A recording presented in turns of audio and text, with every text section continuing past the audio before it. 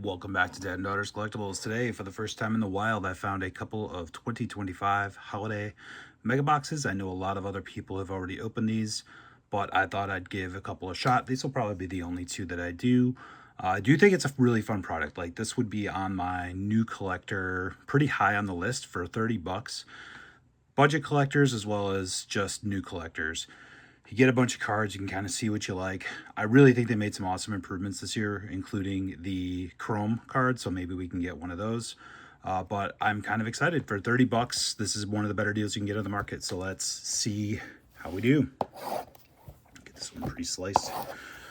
Yeah, we've been really busy, so by this point, we will have posted all of our Topps flagship basketball videos. I am not planning on doing any more flagship basketball except for maybe some hangers. Well, let me rephrase that. I might do some more if I can get the Costco or Target mega bundles, because those appear to be very good value and have their own set of parallels, but I am not going to be buying normal retail except for maybe some hangers for some shorts. So keep an eye out there. I got a Gunnar Henderson as my ornament last year. I got two of these last year, and got two Orioles as my ornaments last year too. I don't remember who I got. I got Adley Rushman, and I can't remember the other. Oh, I already have my cut on. Already losing track of myself here. So apparently, if you need Topps holiday ornaments of the Orioles, I'm the guy to send your boxes to. Let's see if we go. I go 4 for 4 Orioles over 2 years. That would be kind of nutso. These were at Walmart for the price. Kyle Tucker for the Cubs is the other ornament. So I got both of these at Walmart. I will keep them separate in 2 separate piles so you can see what 2 boxes looks like. Let's get ripping. Won't spend too much time on the base. It is the 2025 base design, and it's got your holiday treatment. I actually do like this. It's a little less busy than last year's, which they changed the whole border. I loved kind of just the subtlety of it, and it looks really nice. And then, of course, we're going to start to keep an eye out for the short prints, which have additional holiday theming. And those typically are towards the middle. If there's one in here, you'll see like their bat or a wreath around, and sometimes they're very hard to spot. So we do have a parallel here. These, I believe, are non-numbered. And if you're going to start with a parallel, a Mike Trout is not a bad way to do it. These are the blue parallels. And again, those are non-numbered. The chromes are kind of really what you want to see. Obviously, an auto or something would be amazing, but we might have a chrome in here. Ask and you shall receive. Cuero for the White Sox. There's a Judge. I want to start looking towards... I'm assuming that's what he normally looks like. Look here, the normal, so I can tell on the variations, ends in 2.6, it looks like. And so that also ends in 2.6. So hopefully it's a little more obvious than that. There also, I believe, are hidden elves. There were last year. I'm assuming they put them in this year. So we had the numbered card. Framber Valdez, Refractor to 499, 441 out of 499, and Stephen Kwan on the silver. I believe the silvers are the standard parallel. The blues are a little more chase, and then of course this is a numbered chrome. So this is what I was talking about as a really nice addition this year. Wish we got a better name, but that is okay. At least we got one to show off in the video. The hidden elf cards are even trickier than the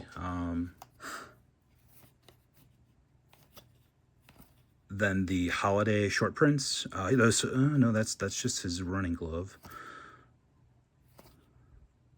because they're actually like part of the, it's actually just like an elf. And here is a Yu Darvish blue. So I've gotten, that is not a numbered card, but this might be even shorter print than the others. So I mean, we've gotten a silver, a light blue, and sort of a blue foil here, which is great. So again, you talk about why are these great for a new collector, a young collector, or a budget collector, is just because you get so much. And I've talked about, you know, the value in the hobby going down, but one of the ways you can make up for it is actually have fun products like this, where, you know what, that might be a 50-cent card, but every pack you open is fun, which is really what the hobby's all about. Here's a silver Spencer Strider.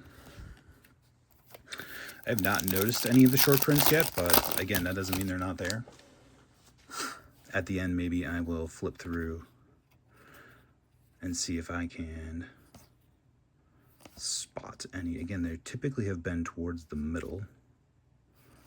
Here's a backwards Roki Sasaki, and there is one. So there we go. So this is what your short prints look like. They're going to have some sort of holiday theme. And Roki Sasaki, given his postseason so far, is a nice one to get on that short print. So that would be really nice if they're all just flipped around, because that way I don't have to I don't have to spend hours looking through them, looking for subtleties that I'm unable to spot. If these are just at the back of the box, that would just make it super easy. Here's a silver McClanahan. What we got left here? 4 packs. So again, you just get a ton of stuff. Each one has had one, and some have had 2 parallels. That is a great value in the modern day market. Yamamoto, who's crushing in the World Series right now. I'm filming this during the World Series, so and there's a wild Dodgers pack. Look at that.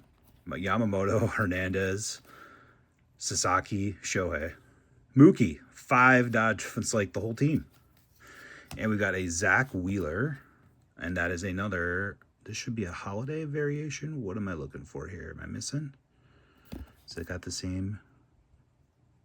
This is a 2.8, so it's different than the 2.6s. Make sure my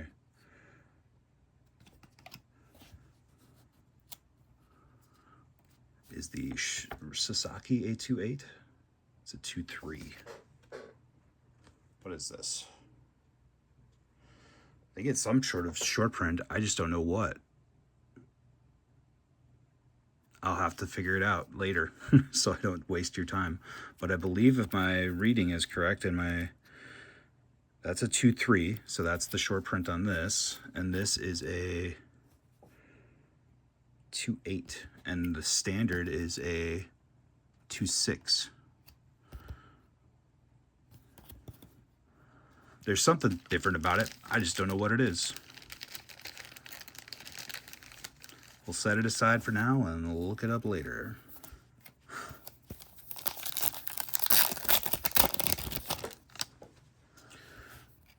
Keishel, Burns, Acuna. Got 2 cards in here. So we got a Santa Claus. How about that? I don't know how rare those are. But we got Santa Claus. How about that? Amazing. A non-serialized Santa. Again, I know these were somewhat tough pulls. I did not get any of those last year. So I'm not sure if it's like super rare or what, but Santa Claus. 2 to go. That's awesome.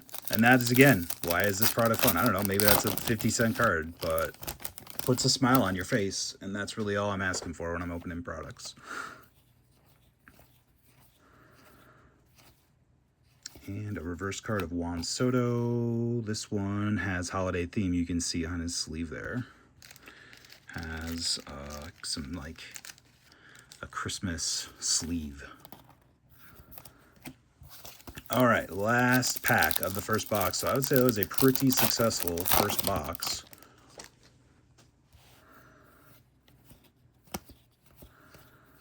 Didn't see like a Nick Kurtz or anything, but that's okay. Christian Walker is our last one. So here is again, I have no idea if this is a good box, a bad box, but here is one box, and then we'll get to the next one. Here we'll get, let's go in order. So we got a silver, a foil board blue. Again, those seem to be the hardest to hit. We got a chrome to $4.99, a light blue on the glitter of Trout, a bunch of silvers. Looks like we got 3, well, I don't know what that Wheeler is here. So we got, let's see, 1, 2, 3, 5 of the silvers or grays. So 1, 2, 3, 4, 5 of those. A foil board, a light blue, and a refractor. The Santa Claus, which I have no idea if that's super rare or not. 2 holiday themed cards, the Soto and the Sasaki, and then this Wheeler, which I am not sure what it is. So I am going to have to look into that further. All right, let's get into box 2. That was a lot of fun. Let's hope the second one is just as fun.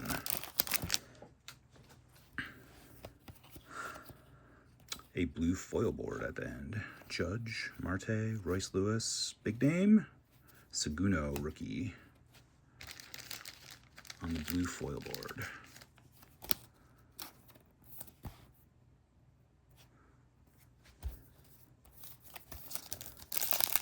All right, I said Sagano.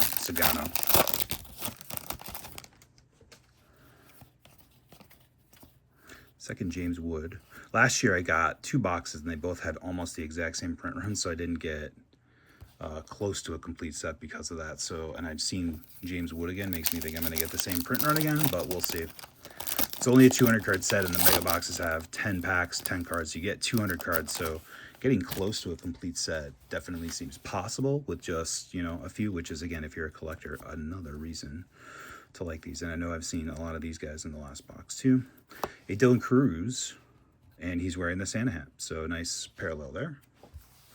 Dylan Cruz is a guy who, if you really believe in, now is the time to buy his cards. He was hitting about 200, started to get hot for about a week in like May, and then got hurt, was out for most of the rest of the season, and I think came back in September and did okay. He was a big rookie coming into the year, and again, his cards are definitely bottomed out right now because no one really knows what to expect of him. Here's a Taylor Ward silver.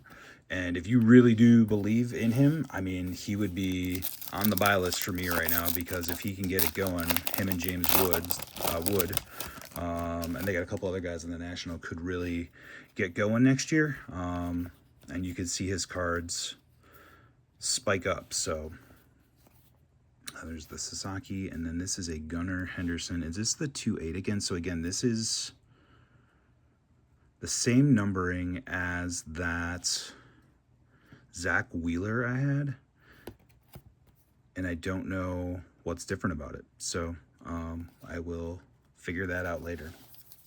If you know, post in the comments. But it looks on the front like basically the rest of them. Like, I mean, it doesn't, I'm not seeing anything significantly different in the design there.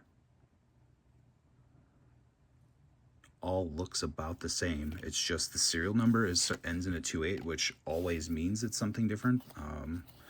Yeah, just don't know. There's Shohei again. So again, I'm getting a lot of the same print run here between the two boxes. It's nice that the parallels are at least different. These two were just next to each other on the shelf. There were 3 left, and I grabbed the 2 left and right of each other. But that can happen in, you know, with 200 card sets, you're going to get a lot of the same print runs. Pete Crow Armstrong on the holiday parallel. Nice candy cane bat there. 3 to go. If we can get one more chrome before we're done, that'd be nice. Obviously, I think there's autos and relics and stuff too, but I think those are just super tough pulls, so I'm not holding my breath for one of those.